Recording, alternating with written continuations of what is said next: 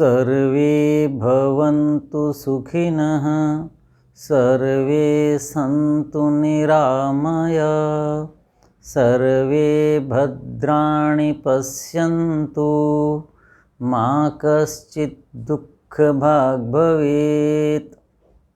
सभ्य सामाजिक गण, वेद विचार प्रवाह में हम वर्षा ऋतुचर्या पर विचार कर रहे हैं। वर्षा ऋतुचर्या का आज छठा पाठ, छठा भाग इसे हम कह सकते हैं। आज हम प्रातरास पर विचार करेंगे कि वर्षा ऋतु में हमारा प्रातरास कैसा होना चाहिए। गत व्याख्यान में हमने स्नान आदि पर विचार किया था। अब स्नान के बाद हम पूजा पद्धति करते हैं, वो अपनी अपनी आस्था के अनुसार करें। प्रातरास तो हम सब करते ही करते हैं। तो प्रातरास में हमें क्या करना है? अन्न के बारे में लिखा था यव गोधूम, ऐसा लिखा था, यव गोधूम शालयः ऐसा लिखा था चरक ने, कि जौ और गेहूँ ये होने चाहिए। साली धान मुझे भी पहचान नहीं है, कोई होता होगा उस समय या अब भी होगा तो हमें जान नहीं है। तो जौ को प्रधानता दी, गेहूँ को बाद में रखा। तो प्रातरास में मैं जौ, चना और गेहूँ, क्योंकि इस ऋतु में गर्मी की अपेक्षा जौ की मात्रा कम कर देनी चाहिए, क्योंकि जौ शीतल होता है और रुक्ष होता है। और शीतलता और रुक्षता क्या करती है? वायु को बढ़ाती है। तो जौ के बहुत गुण हैं, उसकी हम चर्चा कर चुके हैं। लेकिन जो युवा हैं, बाल हैं, वो उसकी मात्रा ज़्यादा भी रख सकते हैं, क्योंकि उनके शरीरों में बाल हैं, उनके शरीर में कफ प्रधान होता है। यौवन जो है उसमें जो चल रहे हैं उनके शरीर में पित्त की प्रधानता है। लेकिन जो प्रौढ़ हैं, जो वृद्ध हैं, जिनको वायु के रोग नहीं हैं, वो अवश्य जौ का सेवन करें। तो प्रातःकाल जो नाश्ता करते हैं तो जौ का दलिया बना सकते हैं, सुपाच्य, जिसको पाचन में कष्ट होता है वो सुपाच्य बना लीजिए और उसमें अपना घी डालिए बनाने के बाद, और खांड डालिए। गुड़ शक्कर नहीं डालना इस ऋतु में, नहीं तो पित्त कुपित हो जाएगा, फिर फोड़े फुंसियाँ होने लग जाते हैं। उसको डाल के खा लीजिए। या क्या कहा था? दधि शस्यते, इस ऋतु में दही खाना प्रशंसा के योग्य है। तो दलिया बना लिया, उसमें नमक डाल लिया, हल्की सी शुंठी डाल लीजिए। अभी उसकी जो है हम चर्चा कर चुके, संस्कारित करने के लिए। तो उससे क्या होगा कि वो जब ठंडा हो जाए तो अपने दही के साथ खा लीजिए उसको। और यदि वर्षा नहीं है, शुष्क सा वातावरण है इस ऋतु में, वर्षा तो कभी कभी होगी, प्रतिदिन तो होगी नहीं। जिस दिन क्लेदी, बहुत गीलापन नहीं है, उमस नहीं है, तो आप लस्सी के साथ भी उसको खा सकते हैं। तो सुपाच्य है। उसके बाद फुल्का बना सकते हैं, रोटी बना सकते हैं। रोटी अब सब जानते ही हैं कैसे बनाते हैं, लेकिन रोटी जब खाएं तो मैं ग्रीष्म ऋतु चाहे शीत ऋतु, कोई भी ऋतु हो, प्रातः काल नाश्ते में मक्खन ज़रूर होना चाहिए। जो भी मक्खन की व्यवस्था कर सकते हैं। मक्खन जब मैं कहता हूँ तो आप बाज़ार का मक्खन न सोचें। मक्खन का मतलब है जो भारत में अपनी परंपरा से रिड़क करके बनाया जाता है। जिनके पशु हैं वो तो जानते हैं, जिनके पास पशु नहीं हैं वो अपना दूध लाते हैं, उसकी मलाई इकट्ठी कर लें, 2 दिन का एक बार बन ले, 3 दिन में एक बार बन जाए, तो वो उस मक्खन का उपयोग करें तो अच्छा रहेगा। क्यों? घी क्या है? शीतल है, तो मक्खन और अधिक गुणकारी है, और अधिक गुणकारी है। मक्खन जो है उसमें लस्सी की मात्रा मिली हुई होती है, तो लस्सी की मात्रा है, कुछ उसमें और पोषक तत्व हैं, और घृत है, स्नेह है, वो तीनों मिलकर के मक्खन के गुणों को बहुत बढ़ा देते हैं। तो आप उस मक्खन का उपयोग करें, और जो रोटी है उसमें हल्का सा सेंधा नमक डाल लें बनवाने से के समय ही, और उसके बाद आप उसके साथ 1 रोटी 1.5 रोटी जितना मक्खन है उसी के साथ खा लीजिए। बहुत बढ़िया आपका प्रातराश हो जाएगा। और जो लोग अपना अन्य कुछ लेते हैं, दूध लेते हैं, तो वो रोटी में नमक न डलवाएं, लेकिन मक्खन के साथ दूध नहीं ले सकते। तो वो केवल जो चना हल्का सा गेहूँ मिला करके और दूध के साथ रोटी खा लें।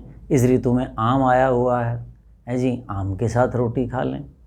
तो इस रूप में आप उसको कर सकते हैं। कुछ लोग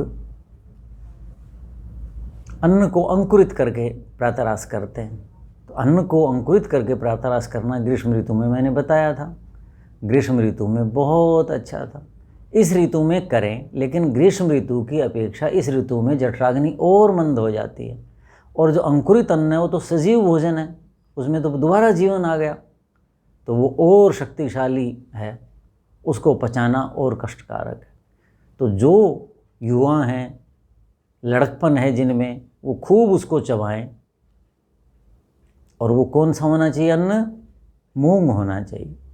मूंग सबसे उत्तम है इस ऋतु में। ग्रीष्म ऋतु में तो मैंने चने भी बता दिए थे, इस ऋतु में चने अंकुरित करके न खाएं। जो बहुत युवा हैं वो मूंग का 8वां-10वां भाग मान लीजिए कि 80% मूंग 20% चना अंकुरित हो, वो ले सकते हैं। लेकिन ऊपर से गुनगुना मीठा दूध पिएं, वैसे नहीं छोड़ें। तो गुनगुना मीठा दूध पिएंगे तो आपका पाचन ठीक रहेगा और उससे अफारा नहीं होगा, गुड़गुड़ाहट नहीं होगी। अफारा होना, गुड़गुड़ाहट होना, ये क्या है? इसका मतलब शरीर में पाचन शक्ति कम है, और आपने जो खाद्य पदार्थ खाया वो अधिक खा लिया, अधिक ऊर्जा वाला खा लिया, अधिक शक्ति वाला खा लिया, तो गुड़गुड़ाहट होती, उससे तंगी होती। तो न्यून मात्रा में लें, जितनी शरीर की आवश्यकता है उसके अनुसार लें, तो आपको उसका लाभ होगा। तो ये कर सकते हैं। दूसरा, जो लोग प्रौढ़ हैं, वृद्ध हैं, वो खाना चाहते हैं, तो कुछ लोग हैं उसमें प्याज डाल के खा लेते हैं, टमाटर डाल के खा लेते हैं, बढ़िया बना लेते हैं। तो वो क्या करें? अंकुरित जो अन्न है, मूंग ही है, वो लोग तो चना बिल्कुल भी नहीं करें। जो अंकुरित हो गया, सब कुछ हो गया, तो उसको हल्का सा घी डाल करके, हल्का सा जीरा उसमें डाल करके और एक भाफ लगा लें उसको। तो उससे क्या होगा कि जो भाफ ने उसको पचा दिया, उसका पाचन कर दिया, उतना पाचन करने में जो शरीर की शक्ति खर्च होनी थी वो शक्ति बच गई हमारे वृद्धों की, प्रौढ़ लोगों की। तो उसमें हल्का सा नमक डाल करके और बस, प्याज डालनी है तो वो, टमाटर डालना है तो वो डाल दिए, सबको एक हल्का सा भाफ लगवा दीजिए। बिल्कुल गलाना नहीं है, बस हल्का एक बार चलने लगा बंद कर दीजिए, उस भाप से ही वो हो जाएगा। तो वो बहुत अच्छा पाचन हो जाएगा। तो स्वादु भी होंगे, नमकीन भी होंगे, और गुनगुने खा लें, उनको शीतल नहीं खाएं। भोजन जब शीतल हो जाता है उसको खाते हैं तो हमारी जठराग्नि जो है वो अधिक खर्च होती है, हमारे पाचक रस अधिक खर्च होते हैं, शरीर की ऊर्जा अधिक खर्च होती है पचने में, और पूरा पच भी नहीं पाता, वो वायु करता है भोजन। तो आपने जो प्रौढ़ हैं उन लोगों को ऐसे करना है। जिस दिन वर्षा हो उस दिन ये जो घी डाला था, वर्षा वाले दिन क्या करेंगे? जैसे हमने चीले की बात की थी, तो वर्षा जिस दिन है उस दिन इसको, अंकुरित जो अन्न है, इसको तेल का छोंक लगा लें। तेल, उसमें हल्का सा जीरा डाल दें और ऊपर से ये तीनों चीज़ डाल लीजिए। अंकुरित अन्न, प्याज और टमाटर जो डालते हैं, स्वाद हो जाएगा और नमक डल जाएगा, बस। उस दिन तेल डाल लें, लेकिन अन्य दिनों तेल न डालें, तेल गर्म होता है। लेकिन उस दिनों क्या है कि हमने बताया, आचार्यों ने लिखा था, वात वर्ष आकुले अग्नि, वायु और वर्षा से जिस दिन सब जगह क्लेद ही क्लेद गीलापन होता है, उस दिन शरीर में वायु और कुपित हो जाती है। उस दिन तेल खाया जाए, पाचन शक्ति जो है, वातावरण ठंडा शीतल हो जाता है, तो त्वचा के छिद्र बंद हो जाते हैं और उस दिन पाचन शक्ति भी बढ़िया हो जाती है। ये बात मैं उस दिन बताना भूल गया कि उस दिन चीला गुलगुले खाएंगे, तो वो क्या है, दुष्पाच्य होते हैं वो तो उस दिन शीतलता जो हो जाती है, वात वर्षाकुले अहनी शीते, ये लिखा था, शीतल दिन। तो दिन जब शीतल होता है, जैसे वर्षा ऋतु हेमंत और शिशिर में शीतलता होती है, तो बाहर जब वातावरण ठंडा होता है शरीर के तापमान से, तो त्वचा के छिद्र बंद हो जाते हैं, और वो बंद होते हैं तो हमारी जो शरीर की गर्मी है वो बाहर नहीं निकलती, और वो गर्मी पाचन शक्ति के साथ मिलकर के हमारे सब दुष्पाच्य भोजन को भी पचा देती है। तो जिस दिन वर्षा होती है, शीतलता है, ठंड है, ओढ़ने को मन करता है, दुबकने को मन करता है, कुछ गर्मा गर्म खा लें, गर्मा गर्म पी लें, तो इसका मतलब क्या है कि जठराग्नि और प्रबल हो गई है। तो समझिए कि दिसंबर का महीना आ गया है। ऐसी लगातार जब वर्षा होती है, खूब देर तक वर्षा होती है, तो इतनी शीतलता हो जाती है। 2-4 वर्षा हो चुकी होती हैं, भूमि की जो गर्मी है, ग्रीष्म ऋतु में जो ताप था उससे तपी थी, वो गर्मी निकल चुकी होती है, और खूब वर्षा होने से शीतलता आ जाती है। तो ऐसी जिस दिन वर्षा हो उस दिन आप जो अंकुरित अन्न है उसमें तेल का हल्का लगा के वो खा लीजिए, या जो छौंके नहीं खाना चाहते वो सीधा ही अंकुरित अन्न लें, लेकिन ऊपर से गुनगुने की अपेक्षा ज़्यादा गर्म दूध पिएं। यानी जैसी शीतलता है वैसा गर्म दूध होना चाहिए, तो उससे आपको लाभ होगा। अब इस प्रातराश में मैंने मक्खन का विशेष रूप से विधान बताया कि मक्खन अच्छी चीज़ है, कोई भी ऋतु प्रातराश में अच्छी है, लेकिन ग्रीष्म ऋतु में मक्खन ताज़ा ही खाना है। मक्खन निकला उसको पानी में ही डला होना चाहिए। पानी में डलने से क्या होगा कि उसके अंदर जो तक्र है, लस्सी है, उसकी जो खटाई है, वो पानी उसको निकाल लेता है। और उसको जब तक यदि खाने में देर हो रही, कुछ हो रही है, सवेरे जल्दी निकाला है, तो उसको फ्रिज में रख दीजिए। पानी सहित रखें, अलग मत रखें, नहीं तो उसकी अम्लता बढ़ जाएगी। और अम्ल जो है उसको बासा कहते हैं, दही मक्खन को। जो बासा मक्खन है, जैसे कल का मक्खन था, आज खाएंगे खट्टा हो चुका, बासा हो गया, तो उसके बारे में आचार्यों ने लिखा है कि बासा मक्खन, अम्ल मक्खन जितना विलंब होता जाएगा निकालने के बाद अम्लता बढ़ती जाएगी। और वर्षा ऋतु में और आगे शरद ऋतु, ये जो 2 चातुर्मास 4 महीने, इनमें तो बहुत जल्दी वस्तुएं खराब होती हैं। और जिसमें पहले ही खटाई है, जिसमें पहले ही दूध में बैक्टीरिया डले तभी तो दही बना, और अब वो कितने बैक्टीरिया हैं, वो कितना उसमें खटास पैदा कर देंगे। तो वो जो जीवाणु हैं वो न बढ़ने पाएँ, अन्यथा रक्त दूषित हो जाएगा। आचार्य ने लिखा है जो बासा मक्खन खाता है, पुराना मक्खन खाता है, अधिक खट्टा मक्खन खाता है, उसको कुष्ठ हो जाता है, त्वचा के रोग हो जाते। कुष्ठ के बहुत प्रकार हैं, तो त्वचा में जो बहुत प्रकार के विकार आते हैं उनमें कुछ का नाम कुष्ठ है, जो बहुत कठिनाई से। तो आपने अम्लकारक ऐसा मक्खन नहीं लेना। अब मध्याह्न भोजन की बात करते हैं। ये बात तो बार बार मैं कह ही रहा हूँ कि भोजन कैसा होना चाहिए, सुपाच्य होना चाहिए, बहुत ज़्यादा तला भुना ऐसा नहीं होना चाहिए। अब जो भोजन बन रहा है सब खा रहे हैं, उसमें कढ़ी न खाएं वर्षा ऋतु में। क्यों? कढ़ी किसकी बनती है? अम्ल की बनती है। उत्तर भारत में पशुपालन बहुत होता है, दूध दही घी बहुत होता है, तो लस्सी दही की बनाते हैं। और वो इस ऋतु में जब दोपहर को बनाएंगे तब तक और खट्टा हो चुका होगा, और माताएं खट्टा करके बनाती है ताकि खट्टी कढ़ी अच्छी लगे। खट्टी कढ़ी यदि खाएंगे तो क्या होगा, इस ऋतु में अम्लात पाकास्त जलस्य, जलस्य अम्लात पाकाद लिखा है चरक ने, कि जल जो है वो अम्ल विपाकी हो जाता है। जो पहले ही प्रत्येक पदार्थ अम्ल प्रधान है जल के कारण, तो उसके बाद आपने खट्टी लस्सी, उस लस्सी को भी गर्म आग पे रख करके इतनी देर वो कर दिया, तो वो रक्त विकार पैदा करेगी। तो इस ऋतु में कढ़ी का सेवन बिल्कुल न करें, नहीं तो रक्त विकार होंगे। और क्या होना चाहिए? बासा भोजन बिल्कुल नहीं करना, ये सब जानते हैं, लेकिन फिर भी ठीक है ना। यात यामम, जिस भोजन को बने हुए 1 प्रहर बीत गया, मैंने तभी बताया कि जो शीतल हो गया है दोबारा उसको गर्म करके खाना यही हानिकारक है। केवल भोजन का प्रसंग आएगा जब बताएंगे। तो यात यामम, जो पुराना है, बासा है, ठंडा हो गया है, वो नहीं, वर्षा ऋतु में ताज़ा ताज़ा ही भोजन खाएं, नहीं तो उसमें विकार बहुत ज़्यादा आ जाते हैं। मध्याह्न भोजन में आप दही ले सकते हैं, लस्सी ले सकते हैं। जिस दिन वात वर्षा कुले अहनी कहा, खूब नमी है, क्लेदता है, वर्षा हो रही है, उस दिन तक लस्सी नहीं लें। क्यों? श्वास में, हर चीज़ में तो जल ही जल है, सब तरफ जल ही जल है, तो तक्र लेंगे तो भोजन नहीं पचेगा, जलीय अंश ज़्यादा हो जाएगा। दही भी उस दिन प्रयास करें न लें। क्यों? दही गुरु भारी होता है। दही जठराग्नि को तो बढ़ाता है, लेकिन स्वयं पचने में भारी है और अभिसंधि है। तो दही उस दिन ले सकते हैं।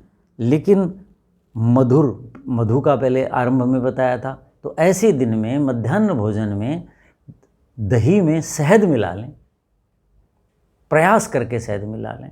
और जिस दिन वातावरण ठीक है उस दिन केवल दही ले लीजिए, ऐसा कर सकते हैं।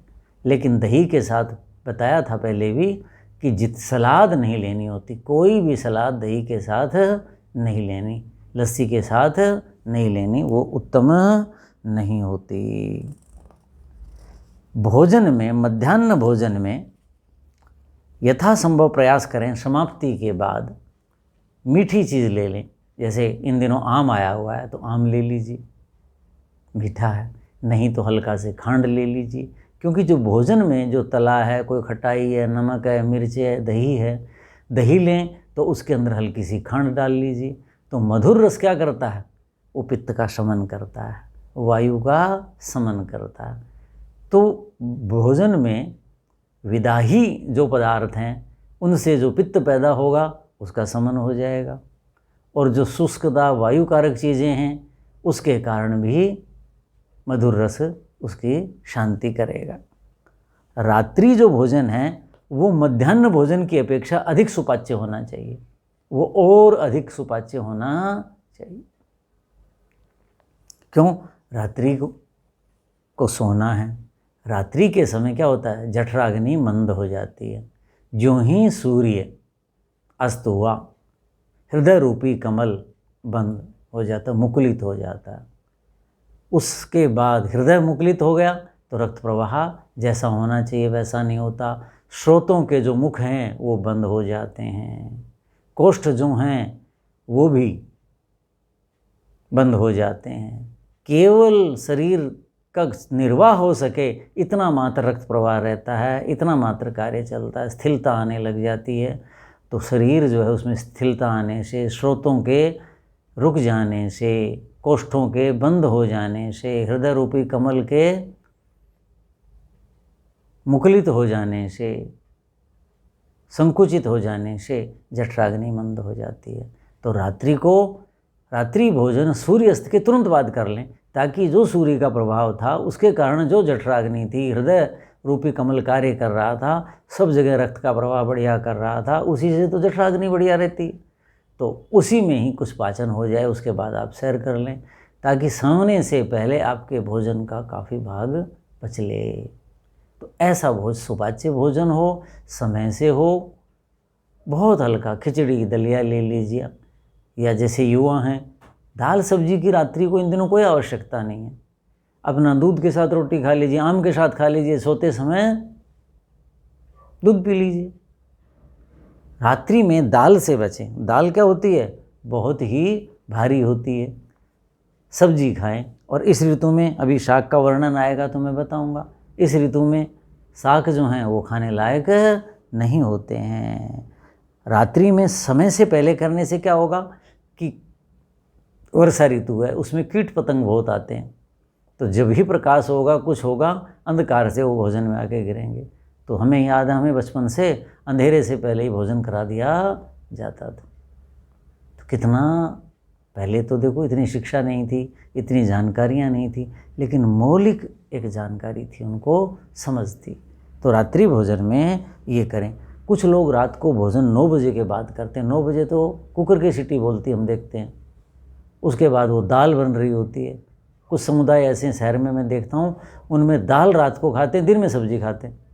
क्यों? दिन में कार्यालय में जा रहे हैं ना, तो सूखी सब्जी बना के ले जाएंगे टिफ़िन में, दाल ले जा नहीं सकते, चीज़ें खराब हो जाएगी, वो निकल जाएगी, हो जाएगा। रात को अब बताइए, इस व्यवस्था के कारण जीवन खराब कर लेते हैं। फिर रात को दाल बनती है, फिर उसके साथ ककड़ी है, खीरा है और तरह तरह की सलाद वो खाते हैं। खीरा तो लोग 12 मास खाने लग गए, बताइए, ऐसी स्थिति है। तो खीरा रात्रि को नहीं खाना, खीरा बहुत भारी होता है, बहुत भारी होता है, अफारा करता है। तो खाना हो तो दिन में खाएं, खीरा खाएं तो सलाद के रूप में ना खाएं, उससे भोजन और भारी हो जाता है। खीरा खाएं, अकेला खाएं। वो दोहा भी है शायद, रहीम का है या किन का है, खीरा सरते काटिए खाइए नमक लगाए। तो उसको पहले ऐसे रगड़ना, फिर काटना, फिर नमक लगाना, नींबू उस पर डाल दीजिए। ऐसा बिकता है ना बस अड्डे पे, रेलवे स्टेशनों पे, सब जगह। क्यों? कि वो गरिष्ठ होता है, भारी होता है। तो रात्रि को खीरे से तो बिल्कुल बचें। अब भोजन के बाद हम शयन करते हैं, तो शयन के लिए क्या है? दिवा दिन में, आरंभ में बताया था, दिवा स्वाप, दिन में शयन करना। जब सिद्धांत की बात हुई थी तो उस समय चरक ने कहा था कि भी दिन में बिल्कुल नहीं सोना। क्यों? दिन में सोएंगे तो क्या होगा? सोने से जठराग्नि मंद हो जाती है, अभी मैंने बताया, और मंद हो जाती है तो भोजन पचेगा नहीं, विदग्ध हो जाता। विदग्ध का मतलब क्या होता है? पाचन नहीं होता, वो सड़ने लग जाता है, और उससे फिर एसिड अम्ल बनता है, गैसें बनती हैं। तो दिन में भोजन, पहले ही जठराग्नि मंद है, ऊपर से आप सो गए, वो पचा ही नहीं, और फिर तंग होते फिरते हैं। यहाँ यूँ है, जलन हो रही है, यहाँ से खट्टी डकारें आ रही हैं, कईयों को तो अम्ल इतना आता है कि बुरा हाल है। जब तक उल्टी न कर लें तब तक उनको नहीं, सब कुछ जला देता। तो ये चीज़ें एक दिन से नहीं बनती। हम कैसे कुपथ्य करते रहते हैं, कुपथ्य करते रहते हैं, उनका ये दुष्परिणाम है। तो सबसे पहले दिन में सोना नहीं है, रात्रि को सोना है। और रात्रि को 2 घंटे पहले कम से कम भोजन कर लो, और 1 घंटे पहले, पौना घंटा पहले दूध पी लीजिए, ताकि दूध भी हो जाए। दूध अवश्य लें, शीतल लें। और जो बड़ी आयु के लोग हैं, जिनको वायु का दर्द है, जो प्रौढ़ हैं, वृद्ध हैं, वो गुनगुना दूध लें, नहीं तो रात को वायु तंग करेगी। ऐसा करेंगे। और अब क्या है, थक जाते हैं, नींद आती है, तो उसके बारे में लिखा है नींद का कि दिन में सोना हानिकारक है। लेकिन एक आचार्य ने लिखा, वो मुझे बात जची भी, उन्होंने लिखा कि दिन में सोना नहीं है, लेकिन बैठे बैठे ऐसे झपकी ले लेते हैं। तो बैठे बैठे ऐसे 5-10 मिनट झपकी ले लीजिए, उससे क्या होगा? आपकी जो थकान है वो तो दूर हो जाएगी। लेकिन बैठे बैठे झपकी लेने से, कुर्सी पे कहीं हल्का सा यूँ करने से, या हल्का बिस्तर पे ही लेटने से, स्वामी दयानंद जी के जीवन में आता है कि वो भोजन के बाद जो है थोड़ी देर विश्राम करते थे। तो जो है उनमें स्वामी सत्यानंद जी लिखते हैं कि जितना समय स्वामी जी का था, 20 मिनट या 15 मिनट, उतनी देर के लिए, उसके बाद एकदम उठ के बैठ जाते थे। मतलब क्या हुआ कि रात्रि को तो सोते हैं, लेकिन दिन में जो है, जब भोजन किया तो कोई कार्य करेंगे तो हमारा जठर जो है वो दबे न, व्यवस्था खराब हो जाती है पाचन की। क्यों? खूब कार्य करते थे वो, तो पठन पाठन लेखन का। तो ऐसे जो लोग हैं वो थोड़ी देर जो है वाम कुक्षी लेट जाएं, और बस इतना लेटें कि झपकी आए, सो न जाएं, आपके अंग स्थिर न हो जाएं, ढीले न हो जाएं, या बैठे बैठे ही ऐसा कहा कि वो ले सकते हैं, जिससे कि आपके अंग स्थिर न हो, आपके पाचन जठराग्नि मंद न हो, पाचन क्रिया रुके न। रुक गई तो विदग्ध हो जाएगा, विदग्ध हो जाएगा। विदग्ध का मतलब क्या है? विशेषण दग्ध है। जैसे बठलोई में चावल बनाए, सूखी सब्जी बनाई, वो लग गई नीचे, जल गई, तो वो विदग्ध का मतलब ये है। अन्न ऐसे खराब हो जाता है, जल जाता है, पाचक रस काम नहीं करते। सोने के लिए जो स्थान है कैसा होना चाहिए? रात्रि को ही सोते हैं। पहले मैंने बताया था कि भूमि से जितना हम ऊपर होंगे, चाहे भ्रमण करें, पढ़ें, रहें, कुछ भी करें, ऐसे सोने के लिए भूमि से ऊंचे स्थान पर, लिखा अक्लेदी, जहाँ क्लेद न हो, गीलापन न हो, नमी न हो, ऐसा स्थान होना चाहिए। शुष्क होना चाहिए। वस्त्र भी कैसे होने चाहिए? बिछोना शुष्क होना चाहिए, उसको धूप लगा लीजिए। कुछ लोग क्या होता है, सो लिए हैं, नमी है, पसीना आ गया, यूँ छोड़ देते हैं, बंद कर दिया, हवा भी नहीं लगी, और फिर उसके बाद फिर आके फिर सो गए, फिर ऐसे गए ना। नमी के कारण भी, पसीने के कारण भी जो हमारा बिछोना है वो क्लेदी हो जाता है। तो वो कैसा होना चाहिए, शुष्क होना चाहिए, लघु हल्के बिस्तर होने चाहिए, ताकि तुरंत उसको धूप से के 1-2 दिन में ज़रूर चद्दर धो लें, पसीना आ जाता है हमें। तो ऐसा आस्तरण बिछौना होना चाहिए। अन्य स्थानों से ऊपर, मैंने बताया था भूगर्भ तो विष है, वहाँ तो गैसें बनती हैं, तो घर के बीच में भी बिल्कुल नहीं सोना। जहाँ से हवा अधिकतम आए, या ऊपर का भाग चौबारा है या ऊपर लेंटर डला हुआ है, सब तरफ से खुला हुआ है, यानी ओस न गिरती हो, ऐसे स्थान के ऊपर आपने सोना है। अब सो गए, सब कुछ हमने प्रातःकाल से लेके सायंकाल सब कुछ हो गया। अब सब्जी और दालों की बात कर लेते हैं।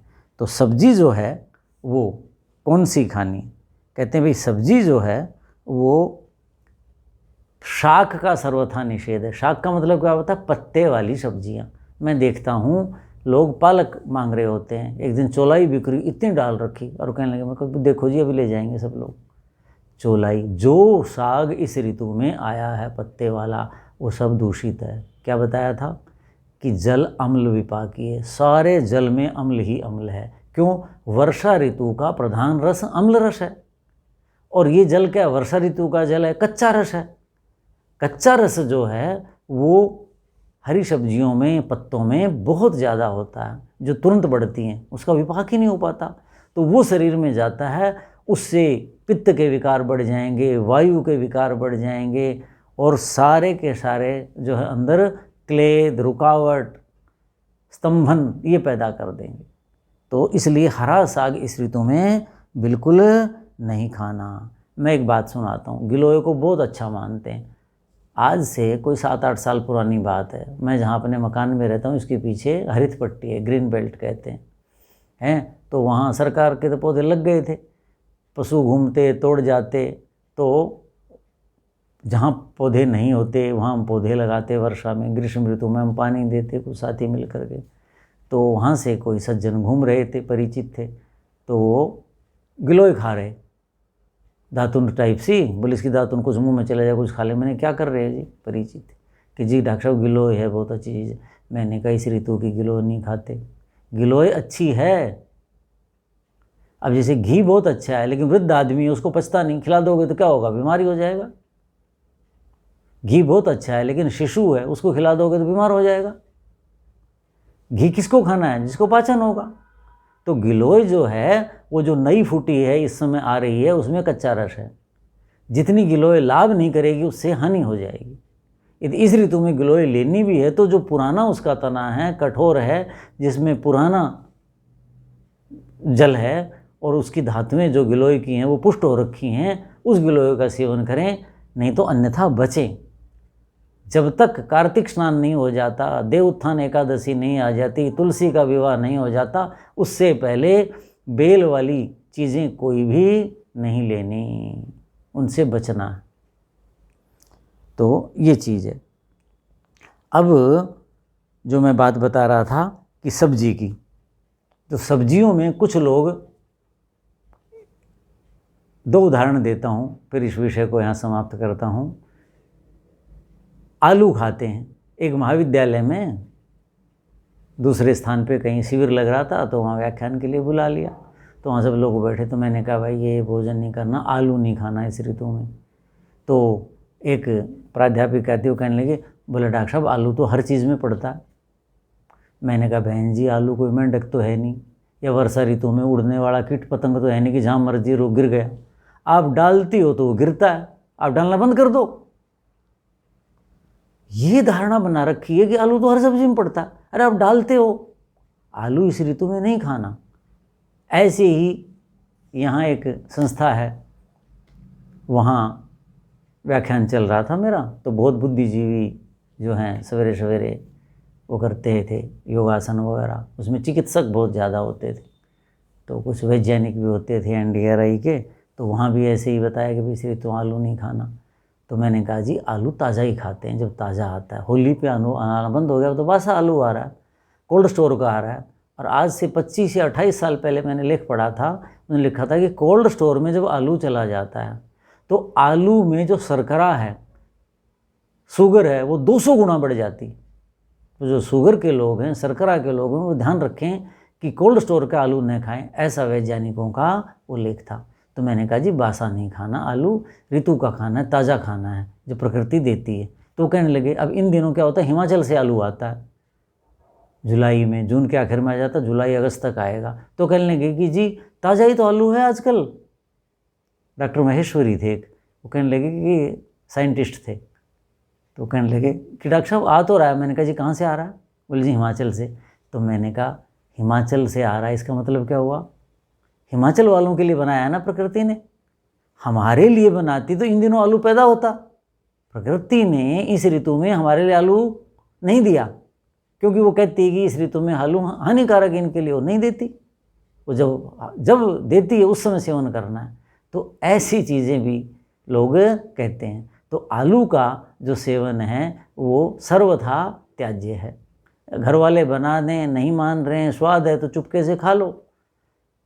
कलह करने से, मन खराब करने से चुपके से खा लेना ठीक है, लेकिन कुल मिला करके उससे बचना चाहिए। तो माननीय सज्जनों,